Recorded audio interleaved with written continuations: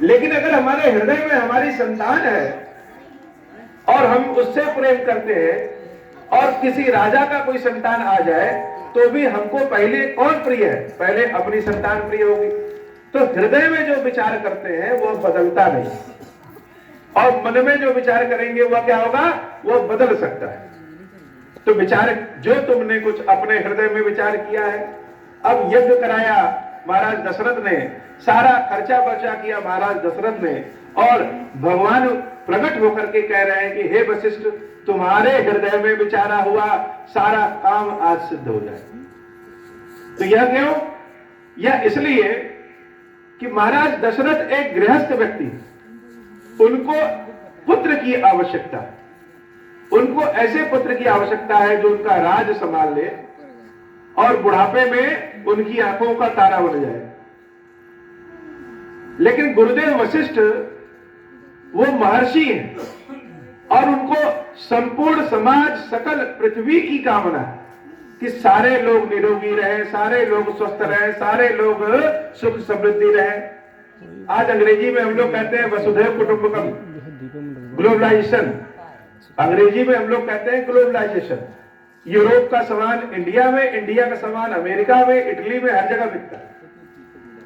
संस्कृत में आज के बहुत सालों पहले हमारे ऋषि मुनियों मनीषियों ने इसको वसुधैव कुटुंबकम कहा, अर्थात संपूर्ण विश्व ही हमारा परिवार है, संपूर्ण विश्व ही हमारा परिवार है।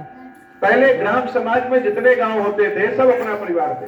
धीरे धीरे गांव के इस पुरवा का उस पुरवा से मेलजोल नहीं रह रहा। तो कलयुग में हम सब लोग सिकुड़ते जा रहे हैं। वशिष्ठ जी के हृदय में जो विचार था वो वसुधैव कुटुंबकम की। महाराज दशरथ की इच्छा पुत्र की थी, लेकिन वशिष्ठ जी की इच्छा भगवान के प्रकटीकरण की थी कि भगवान प्रकट हो। और भगवान के, ईश्वर के मन में, वशिष्ठ जी के मन में ईश्वर का जो स्वरूप हो, वह जैसा स्वरूप था वैसा स्वरूप प्रकट होने के लिए अग्निदेव ने आशीर्वाद दिया, सकल काज उभा सिद्ध तुम्हारा। हे वशिष्ठ, जैसा जैसा तुमने हृदय में विचार किया है, जो जो चाहा है, जाओ मैं आशीर्वाद देता हूं कि तुम्हारा सब सोचा हुआ, चाहा हुआ सब पूर्ण होगा। तो होगा कैसे? यह भी बाटी देहु नृप जाई। ये जो मेरे हाथ में खीर है, जब किसी विशेष आयोजन होता है तो हम लोग खीर पूरी खाते हैं कि नहीं खाते?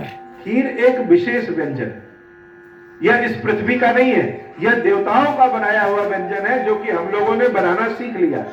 तो यह जो हमारे हाथ में खीर है, यह हावी बाटी देहु नृप जाए, यह राजा दशरथ को दो।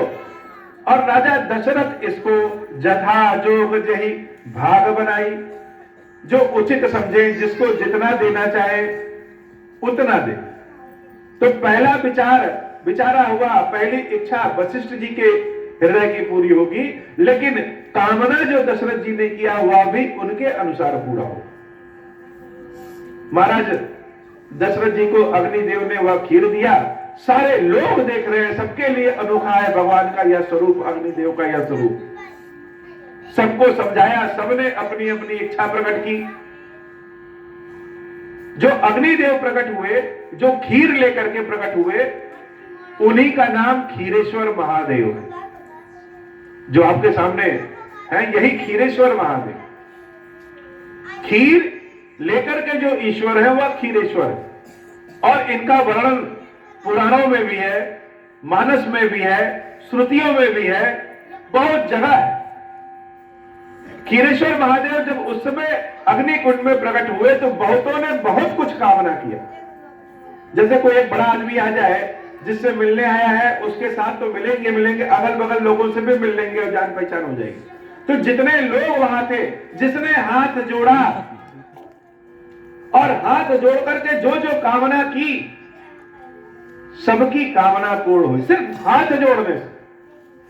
खीरेश्वर बाबा ने उस समय आशीर्वाद दिया कि भविष्य में जो कोई भी मेरी जिस भी तरीके से, जिस भी विधि से पूजा करेगा, सेवा करेगा, कामना करेगा, हम उसकी वह इच्छा पूर्ण करेंगे।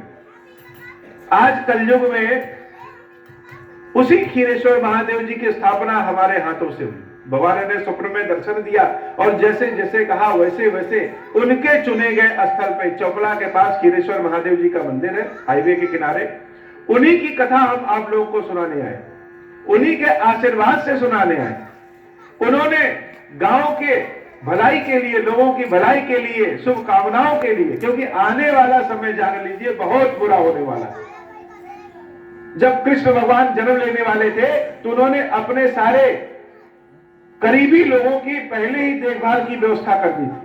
आज देखिए आपकी घर घर में लड़ाई हो रहा है। बाराबंकी की धरती का सबसे बड़ी परेशानी क्या है पता है आपको? क्लेश। हर घर में क्लेश है। क्यों क्लेश है? क्योंकि बाराबंकी की धरती बड़ी पवित्र है। क्षीरेश्वर बाबा ने हर जगह घूमने के बाद यह स्थान चुना, यह आपका स्थान चुना। इसका मतलब यहां है, अगर अयोध्या में राम जन्मे तो अयोध्या में कुछ विशेष है? इस स्थान को उन्होंने चुना। बाराबंकी का असली नाम वराहबंकी है। वराह वन की, वराह वन और की, बिगड़ते बिगड़ते बाराबंकी बन गया। इस पूरे संपूर्ण संसार में 3 जगह बाराबंकी है। एक हमारा जिस क्षेत्र जिसपे बैठे हैं, एक कश्मीर में बारामूला जिसको कहते हैं अर्थात वराहमूला, और तीसरा कानपुर के पास सूकर क्षेत्र कहते हैं जहां तुलसीदास जी ने राम कथा अपने गुरु से प्राप्त की थी। उन 3 क्षेत्रों में एक क्षेत्र में हम विराजे। और इस बाराबंकी की खासियत है कि आपको यहां हर 8 से 10 किलोमीटर पे भगवान शंकर का कोई ना कोई बहुत ही अद्भुत स्थान मिल ही जाए। जब परशुराम जी ईश्वर के अवतार से प्रकट हुए और जब राम प्रकट हुए तो क्या हुआ? राम का ही उद्भव चारों ओर हुआ कि नहीं हुआ?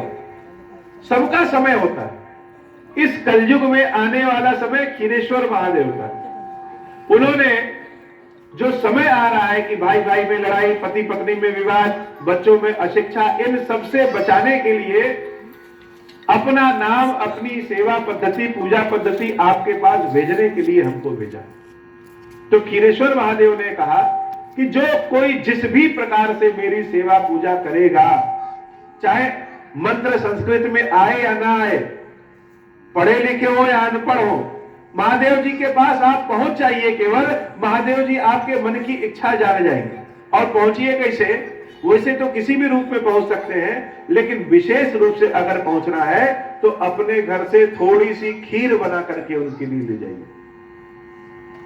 खीर बनाइए, उनको खीर, आपका श्रद्धा, विश्वास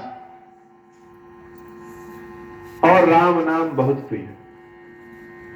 तो क्षीरेश्वर बाबा सबको आशीर्वाद दिए उस समय कि जो कोई जिस भी किसी विधि से मेरी सेवा पूजा करेगा, हम उसको भोग और मोक्ष दोनों प्रदान करेंगे।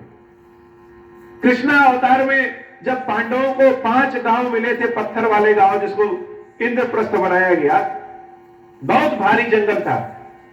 भगवान कृष्ण ने उन्हीं क्षीरेश्वर महादेव को बुलाया। उन्हीं के प्रताप जब अर्जुन के बाण में लगा तो सारा जंगल जल के भस्म हुआ और इंद्रप्रस्थ बना। कलयुग में वही क्षीरेश्वर बाबा यहां चौपला के पास स्थापित हैं। तो सबको आशीर्वाद दिया। तब अदृश्य भय पावक सकल सब ही समुझाई। और यह बात हम आपको शास्त्रों में दिखा देंगे। बाबा कहते हैं कि तब अदृश्य भय, उसके बाद सबको समझा करके अदृश्य हुए। कैसे? पावक सकल सब ही समुझाई, सबको समझा बुझाने के बाद जब अदृश्य हुए तो परमानंद मगन राजा बड़े आनंद में झूमने लगे। हर्ष न हृदय समाई हो। कोई बहुत प्रिय चीज अगर हमको मिल जाए और किसी से कह दीजिए कि बताइए, नहीं बताने की जरूरत नहीं, चेहरा ही आपका बता देगा। आपकी इच्छा है कि आपका पुत्र डीएम बन जाए और बड़ी मेहनत से आपने उसको पढ़ाया लिखाया,